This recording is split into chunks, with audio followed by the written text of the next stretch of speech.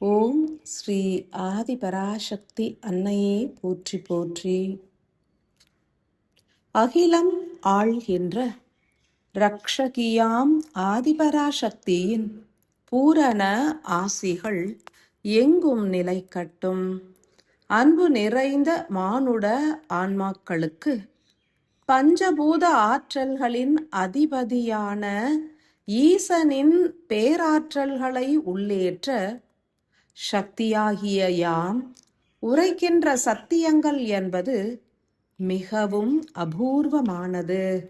காலத்தின் அதிபதியான கால பைரவரே எமது ஆற்றல்களை பாதுகாத்த நிலையில் அவரது ஆற்றல்களின் துணை கொண்டே இத்தருணத்தில் எமது ஆற்றல்கள் பூரணமாக ஈர்க்கப்பட்டு ஈசனோடு ஒடுக்கப்படுகின்றன. ஓர் உன்னத பொற்காலத்தினில் வசிக்கின்ற ஆன்மாக்கள் நிகழ்வுகளை உணரும் தருணத்தில் எம்மோடு இணைந்து ஈசனோடு ஒடுங்கிடுவர். ஸ்ரீசக்கரங்களை எங்கும் பொருத்தி ஆராதித்த காரணத்தினால் சக்தியின் ஆற்றல்கள் எங்கும் பூரணமாய் விரிந்திட்ட நிலையில் ஒன்று குவிந்த ஆற்றல்களின் ஒடுக்கமும் எளிதாய் நிகழ்கின்றது. சக்தி எனப்படுவது யாது? இயக்கத்திற்கான எரிபொருளே ஆகும். அணுக்களை பிளவுற்றால் பெருகுகின்ற எரிபொருளே சக்தியின் வடிவமாகும். ஈச அணுக்கள் எனும் பெரும் பாதரச அணுக்களிலிருந்து பிளவுற்று வெளித்தோன்றிய அக்னி ஆற்றலே ஆதிசக்தி எனும் இயங்கு சக்தியாகும். உன்னதமான இயக்கங்கள் உருவாக வேண்டும் எனில் உன்னதமான எரிபொருள் என்பதும் அவசியமாகின்றது.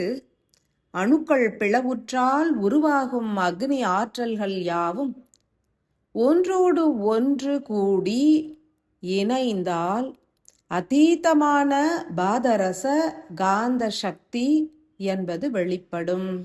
சதுர் யுகங்கள் நிறைவுற்று மற்றுமோர் சதுர் யுகமும் சத்திய யுகத்தின் துவக்கமும் நிகழ்வதினால் அவற்றின் இயக்கத்திற்கு உரித்தான தூய பாதரச காந்த சக்தி என்பது மிகவும் அவசியமாகின்றது. அதன் பொருட்டே எங்கும் பரவியே இயங்கிக் கொண்டிருந்த சக்திகள் ஒன்றிணைகின்றன. ஓர் பாதரச அணு பிளவுற்றால் அக்னி சார்ந்த ஆற்றல்கள் வெளிப்படும். அக்னி ஆற்றல்கள் ஒன்று கூடினால் பிளவுற்ற பாதரச அணுவினை காட்டிலும் அதிவீரியமான ஆற்றல் நிறைந்த உன்னத பாதரச அணு உருவாகும். அத்தகைய பாதரச அணுக்களே ஈச அணுக்கள் என்றும் அழைக்கப்படுகின்றன. இத்தருணத்தில் சக்தியானவர் ஒடுங்கி ஈசனின் ஆற்றல்கள் விரிகின்றது என்றே உரைக்கப்படுவதன் மூலப்பொருள் உணர்ந்திடுக. ஓர் சூரியனில் நிகழ்கின்ற அணுச்சேர்க்கை என்பது எத்தகைய காந்த சக்தியினை உருவாக்கி அனைத்து கோள்களையும் ஈர்த்து ஒத்த வழித்தடத்தினில் இயங்கிட உதவுகின்றதோ அவ்விதமே இப்பிரபஞ்சத்தில் எண்ணற்ற அணுக்கள் ஒன்றோடு ஒன்று இணைய முற்படுகின்றன. விரியும் காலம் என்பது அணுக்கள் பிளவுறும் நிலையாகும். ஒடுங்கும் காலம் என்பது அணுக்கள் ஒன்றோடு ஒன்று இணையும் காலமாகும். சக்தியின் ஒடுக்கம் இவ்விதமே நிகழ்ந்து கொண்டுள்ளது. ஈசனார் விரிகின்றார் எனில் அணுக்களின் ஒன்று சேர்க்கையின் காரணத்தினால் ஈச அணு என்பது பெரிதாகிக் கொண்டே செல்கின்றது எனில் அதனின்று வெளிப்படுகின்ற காந்த சக்தியும் பெருகி விரிந்து செயல்புரியும் என்பதே தாத்பரியமாகும். ஒன்றிலிருந்து பலவாய் பெருகி அக்னி எனும் ஆழ்ந்த எரிபொருளினை அருளிய யாம் ஒன்றாய் உள்ள மூல அணுவோடு இணைந்து கொண்டுள்ளோம். ஈச அணுவானது தன்னுள் அனைத்து அணுத்துகள்களாகிய கருப்பொருட்களையும் உள்ளேற்று வீரியமாய் மலர்கின்றது. இத்தகையதோர் நிகழ்வு என்பது சதுர்யுகங்களுக்கு ஒரு முறை துல்லியமாய் இப்பிரபஞ்சத்தினில் நிகழ்ந்து கொண்டே இருக்கும். இதற்கான காரணம் என்பதும் காலமே ஆகும். காலம் என்பது இயங்கு சக்தியின் மறு உருவமாகும். மூல அணுவாகிய ஈச அணுவிலிருந்து பிளவுற்று விரிந்து செல்லும் அக்னி அணுக்கள் யாவும் இதற்கும் மேல் பிளவுற இயலாது எனும் நிலையில் மீண்டும் ஒன்றோடு ஒன்று இணைந்து மூலத்தினை நோக்கியே பயணிக்கும். இத்தருணம் என்பதோ 108 சதுர்யுகங்களுக்கு உரித்தான சக்தி நிலைகள் எனும் அக்னி எரிபொருள் அவசியமாகின்றது.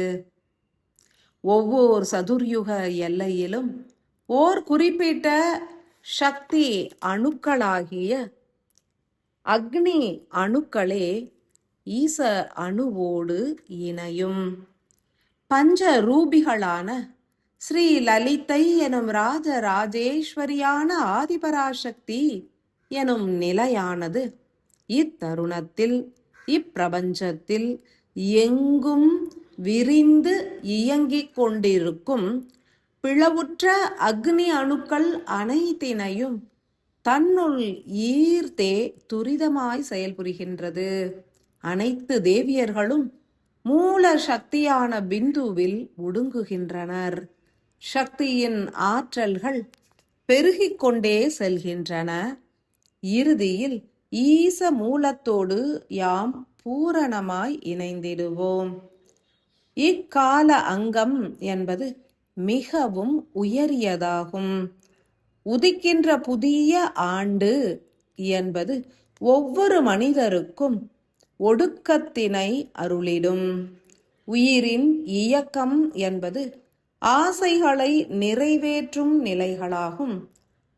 அவையாவும் ஒடுங்கும். மனிதர்கள் சத்தியம் உணர்ந்து கொண்டால் நன்று.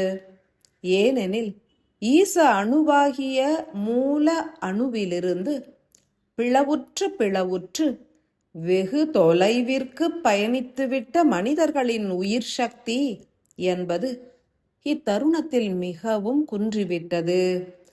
மூலத்தினை மீண்டும் அடைந்து அழியாத நிலை பொருளாக உருமாறிடல் வேண்டும்.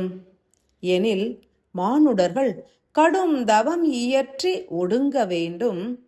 புவியின் மாயை நிலை என்பதோ வலுவாய் அமைந்துள்ளது. எனில் எச்செயல் ஆற்றுவது? இப்பிரபஞ்சமானது இயற்கையாக நிகழ்த்துகின்ற அக்னி அணுக்களின் ஒடுக்க நிலை எனும் இயக்கத்தினோடு அனைவரும் ஒன்றிணைந்து கொள்ளுங்கள். இயற்கையாகவே ஒடுங்குகின்ற சக்தி நிலைகளோடு உங்களது உயிரினையும் பிணைத்து விடுங்கள். பஞ்ச தேகியாகிய யாம் உங்களது பஞ்ச தேகங்களையும் எம்மோடு தனித்து பிணைத்து கொள்வோம். லிங்க ரூபங்களை பிணைத்து பூஜித்தது, ஸ்ரீசக்கர வழிபாடுகள் ஆற்றியது, இவை யாவுமே எம்மோடு ஒடுங்கிடவே உதவின. இத்தருணத்தில் எமது கோரிக்கையினை ஏற்று ஸ்ரீ மகா காலேஸ்வரராம் ஈசனார் உடற்சக்கரங்களை தூய்மையுறுத்தியே அருளுகின்றார். தெய்வீக அணுக்கள் யாவும் ஒன்றிணைந்து அணுசக்தியின் பிளவு நிலையின் எல்லையில் உள்ள மானுட தேகங்களையும் ஈர்த்து ஒடுக்கவே முனைகின்றது.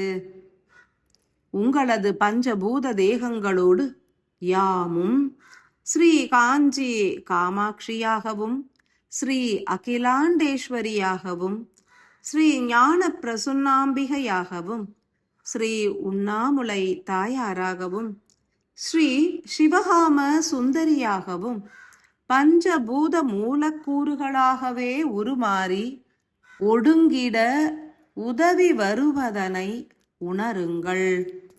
ஈசனிலிருந்து பிளவுற்று எண்ணற்ற அக்னி அணுக்களாக உருமாறிய யாம் இறுதியாக ஏற்றதே மானுட தேகமாகும். இதனை கடந்து பிளவுற இயலாது எனும் சத்தியம் உணருங்கள். தனித்து போராடினால் உங்களது ஒடுக்கம் எனும் முக்தி நிலை மிகவும் கடினமானதாக உருமாறிவிடும். எம்மோடு இணைந்து கொள்ளுங்கள். ஓர் சிறு மழை துளியானது தனித்து பயணித்து கடலோடு சங்கமிப்பது மிகவும் கடினமாகும். ஆற்று நீரோடு இணைந்து கொள்ளுங்கள். உங்களுடைய அறிவு என்பது அழிவிற்கே வழிவகுக்கும். ஒரு துளி நீரினால் தனித்து பயணித்து கடலோடு கலந்துவிட இயலாது எனும் சத்தியம் உணருங்கள். தெய்வங்களே ஒன்று கூடி ஆற்று நீராக உருக்கொண்டு அனைத்து மழை துளிகளாக இயங்குகின்ற மானுட ஆன்மாக்களை இணைத்து செயல் புரிவதனை உணருங்கள். உங்களுடைய அறிவு என்பதே உச்சமான அணுப்பிளவின் மூலம் உருவான இறுதி சக்தி நிலையாகும். எனில் அறிவின் துணை கொண்டே உள்முகமாய் பயணித்து ஒடுங்கத் துவங்கிடுங்கள். எதிர்மறை அணுக்களை நேர்மறை அணுக்களோடு ஒடுக்கிடல் வேண்டும். பின்னர் அவை இரண்டும் ஒன்று கூடி நிர்மல அணுக்களோடு ஒன்றிணைந்துவிடும். இனி வரும் காலங்களில் தனித்து இயங்குபவர்களினால் மூலத்தினை அடைந்திட இயலாது. வாகனமாய் முன் தோன்றி உள்ள தெய்வங்களின் ஒளிப்பாலத்தினில் அகத்து ஈசனின் துணை கொண்டு இணைந்து கொள்ளுங்கள். எங்கும் அன்பு பெருக வேண்டும் எனில் அனைவரும் சத்தியம் உணர்ந்து ஒடுங்க வேண்டும். உதிக்கின்ற புத்தாண்டு என்பது அனைவரது உயிரின் ஒடுக்கத்திற்கு பூரணமாக உதவிடும். மகா காலேஸ்வரரே அனைவரது பூரண ஒடுக்கத்திற்கும் உதவுகின்றார். எம்மோடு இணைந்து சகல உயிர்களும் ஒடுங்க வேண்டும். ஒடுங்காத உயிர்கள் அழிவினையே ஏற்கும். எனில் உணர்ந்து பணியேற்கும் அன்பு ஆன்மாக்கள் ஏனைய அனைத்து ஆன்மாக்களுக்கும் சத்தியத்தினை எடுத்துரைக்கவும். உடற்சக்கரங்களை தூய்மையுறுத்தும் உன்னத பணியினில் அனைவரும் எத்தருணத்திலும் பூரணமாய் இணைந்து கொள்ளலாம். எந்த ஒரு சக்கரமும் தூய்மையுறுத்தப்படுவது நன்றே. எனில் இறுதி தினமாகிய 49வது தினமும் ஓர் ஆன்மா இணைந்து கொண்டால் மிகவும் நன்று. ஓர் தனித்த விண்கலமானது 49வது தினத்தின் எல்லையில் விண்ணோக்கி பயணித்து ஈசனோடு கலப்புறும். ஊருக்கே முக்தி அருள்வது போன்று விண்கலத்தினில் இறுதி தினத்தில் இணைபவர்களுக்கும் யாம் எமது ஆற்றல்களை நல்கி ஈசனோடு கலப்புறவே உதவிடுவோம். உணர்வுகளை பூரணமாய் ஏற்று இயங்கிடல் வேண்டும். ஆதி பராசக்தியாகிய யாம் அன்பும் கருணையும் சக்தியும் நிறைந்த பேராசிகளை பொழிகின்றோம்.